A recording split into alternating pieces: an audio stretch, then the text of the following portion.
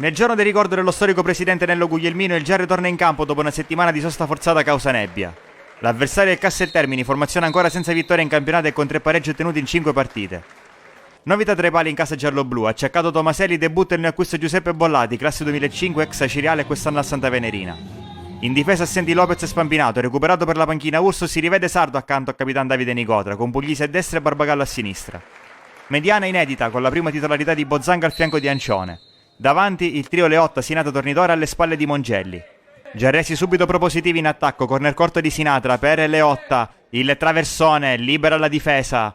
Poi il pallone viene gestito da Puglisi che lo mette giù e crossa dall'altra parte dove c'è Mongelli, la torre dell'attaccante per Tornitore a botta sicura, respinge Antinoro.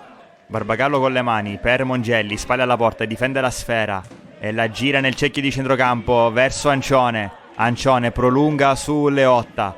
Leotta resiste una carica e si accentra. Il lancio in direzione di Mongelli, stop di petto di Agnello che scivola. Arriva Tornitore, contrasto con Agnello e calcio di rigore per il Giarre. Contatto Agnello-Tornitore.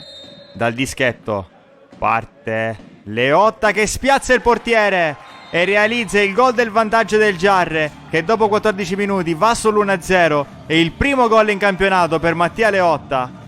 Non si ferma la spinta dei padroni di casa, Michelutti e rinvio lungo. Svetta più in alto di tutti Tornitore. Poi palla vagante controllata col petto da Mongelli che va in profondità da Sinatra. Sinatra va all'1 contro 1. Sinatra ancora lui, sposta il pallone, salta un avversario. Sinatra il destro, di poco alto sopra la traversa. Mezz'ora di gioco, Bozzanga alza la testa e con precisione serve Tornitore che la mette giù col petto e allarga il gioco sulla destra dove c'è Leotta. Si distende il Giarre, Leotta sterzata sul mancino. Cross morbido per lo stacco di Tornitore che solo soletto all'interno dell'area segna il 2-0. Con 3 passaggi il Giarre raddoppia. Quarto gol in campionato per Vincenzo Tornitore. Continuano a premere i gialloblu, punizione interessante affidata a Sinatra. Sinatra, Michelutti in calcio d'angolo. Lo stesso Sinatra va dalla bandierina, corto su Barbagallo. Per Ancione, bene di prima per Sinatra all'interno dell'area, il controllo, Sinatra a giro, non trova la porta. Si fa vedere anche il Casteltermine nel finale di primo tempo. Garcia sventagliata dentro l'area per Noto, la sponda per Coplin di testa, blocca Bollati. Cominciano bene la ripresa gli ospiti, piazzato dalla destra, lo batte Garcia sul secondo palo, testa di Tornitore, il pallone si impenna, colpisce la traversa, poi mischia all'interno dell'area, il Casteltermini segna ma il gioco era fermo. Al momento del tocco sulla traversa il pallone era uscito. Angolo per i padroni di casa, ancora battuto corto, stavolta la Leotta per Ancione. Ancione la finta e lo scarico su Sinatra, cross morbido per Mongelli di testa. La terza firma in campionato di Fabio Mongelli. Questa è la prima regionale per il numero 10. Il Giarre vola sul 3-0. Prova a reagire il Casteltermini, qui però Sardo capisce tutto e spara in profondità nella zona di Mongelli che va in contrasto col difensore. Il pallone passa e finisce Sinatra. Sinatra avanza, Sinatra la piazza, ancora di poco a lato.